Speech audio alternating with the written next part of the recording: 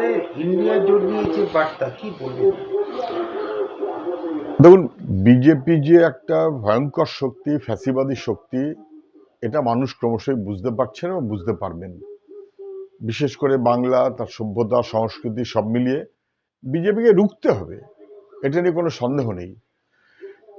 বামপন্থী শক্তি মানুষকে সঙ্গে নিয়েই সে কাজ করবে, সমস্ত মানুষকে সে দায়িত্ব পালন করতে হবে, এটা নিয়ে কোনো সন্দেহ নেই।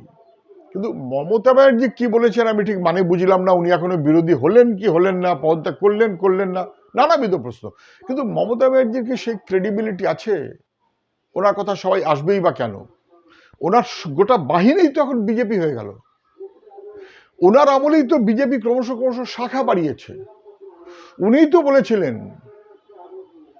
বিজেপি আমার ন্যাচারাল অ্যালি, বিজেপিকে ফ্রন্টে এনে লড়বো। কে বলেছিলেন?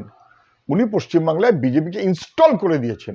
এ অপরাধটা ওনার, এ দায়িত্বটা ওনার, কোনো সন্দেহ নেই। ফলে ওনার সেই ক্রেডিবিলিটি নেই। সারা দেশে যখন বিজেপির বিরুদ্ধে সবাইকে একজোট করার কথা হচ্ছে, তখনও মমতা ব্যানার্জির রোল ছিল বিরোধী ঐক্যে ফাটল ধরানো। উনি সবাইকে এক করে করবেন, এসব কষ্ট কল্পনা, এসবের কোনো মানে হয় না। বিজেপিকে ঠেকাতে হবে, ফ্যাসিবাদী শক্তি। বামপন্থীরা সে দায়িত্ব নেবে, গণতান্ত্রিক ধর্মনিরপেক্ষ সমস্ত শক্তিকে ঐক্যবদ্ধ করেই সে দায়িত্ব বামপন্থীরাই নেবে। মানুষ নিশ্চয়ই সেই মনোভাব গ্রহণ করবেন।